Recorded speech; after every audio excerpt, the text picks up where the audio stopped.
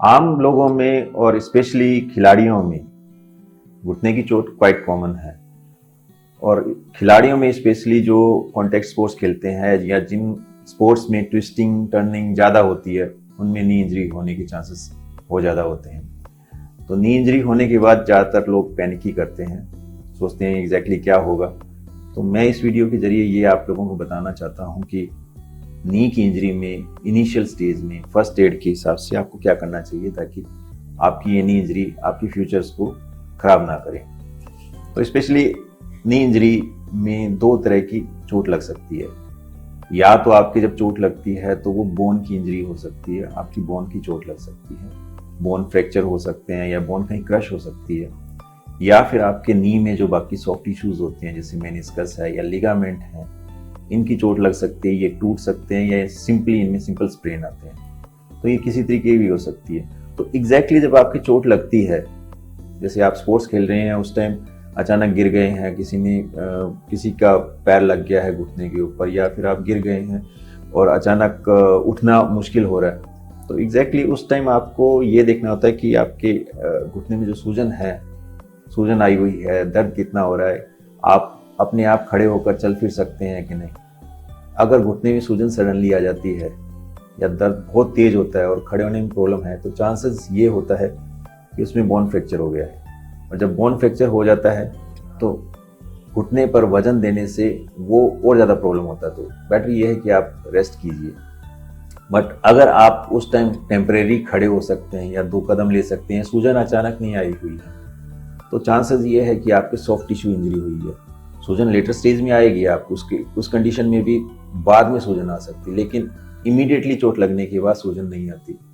तो उस कंडीशन में जब आपकी ये होती है तो आप चल फिर सकते हैं, लेकिन आपको ज़्यादा चलना फिरना नहीं है, क्योंकि आपके चलने से अगर वो इंजरी आपकी छोटी है तो वो बढ़ सकती है। तो बेटर है उस कंडीशन में भी आप रेस्ट करिए और घुटने पर, पैर पर वजन ना दीजिए। आप पैर सीधे करके रिलैक्स करके बैठ जाइए।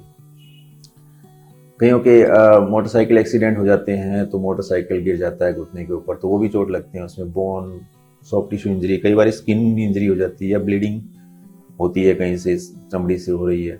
तो उस कंडीशन में तो नेचुरली आपको उसको टच भी नहीं करना चाहिए ताकि बाहर से इन्फेक्शन ना घुस जाए। अगर आपकी स्किन इंजरी है तो उस कंडीशन में आपको कोशिश करिए कि आप जल्दी से जल्दी अपने आसपास के डॉक्टर के पास लेकर जाइए ताकि उसकी ड्रेसिंग हो जाए और उसके बाद उसका प्रॉपर ट्रीटमेंट आगे डिसाइड हो सके। लेकिन स्पोर्ट्स पर्सन होते हैं बेसिकली, अगर अपने फोकस करें कि भाई फ्रैक्चर है, तो फ्रैक्चर में आपको एक बार स्प्रिंट लगानी पड़ती है। कोई भी ऐसा सपोर्ट दीजिए जिससे घुटना मोड़ना ना पड़े। जैसे आप कोई लकड़ी की स्प्लिंट लगाकर उसको बांध सकते हैं, इवन न्यूज़पेपर को रोल करके उसको भी बांध सकते हैं ताकि घुटना आपका बैंड ना करे। और घुटने के आसपास कोशिश करिए कि आइस अप्लाई करिए। आइस अप्लाई करने से अगर एक्चुअली वहाँ पर कोई ब्लीडिंग पॉइंट है अंदर, जो घुटने में खून इकट्ठा होता है, तो वो आपकी ब्लीडिंग एक बारी टेम्परेरी बंद हो जाएगी, ज़्यादा सूजन नहीं आएगी। और घुटने के बाद उसके बाद आप आइस जब अप्लाई करते हैं तो उस एरिया सुन्न हो जाता है, तो आपके काफ़ी हद तक पेन भी कंट्रोल हो जाता है, आपकी दर्द नहीं होती, आपको थोड़ा बेटर रिलीफ होता है। उसके बाद आप आसपास के जो भी डॉक्टर आपके नॉन हैं उनको दिखाते हैं, तो ये डायग्नोस हो जाता है कि बोन का फ्रैक्चर है या सॉफ्ट टिश्यू इंजरीज है। तो बेसिकली पॉइंट नंबर 1 कि इंजरी होने के बाद नी की मूवमेंट नहीं करनी चाहिए या उस पर वजन नहीं देना चाहिए। पॉइंट नंबर 2, आइस अप्लाई करनी चाहिए। आइस अप्लाई करने से आपके सूजन कम आने के चांसेस होते हैं और साथ में पेन कंट्रोल होता है। तीसरा पॉइंट, आसपास के डॉक्टर को जितना जल्दी हो जाकर दिखाइए। जो भी एक्सरे करना है, जो भी आगे जो इन्वेस्टिगेशन होनी, जो ट्रीटमेंट है, वो प्रॉपर ट्रीटमेंट हो, ताकि आपके घुटना प्रॉपर टाइम पर प्रॉपर डायग्नोसिस के साथ प्रॉपर इलाज हो सके, ताकि आपके घुटने की वजह से अगर आप स्पोर्ट्स पर्सन हैं तो आपका कैरियर खराब ना होए।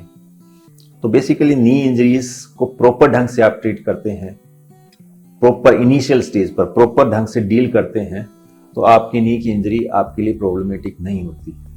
इसी तरीके से मैं आगे नी की इंजरीज के बारे में बहुत सारे वीडियोस में आपको बताता रहूँगा कि नी इंजरीज में एग्जैक्टली कौन कौन सी इंजरीज होती है और उनको कैसे ट्रीट किया जाता है।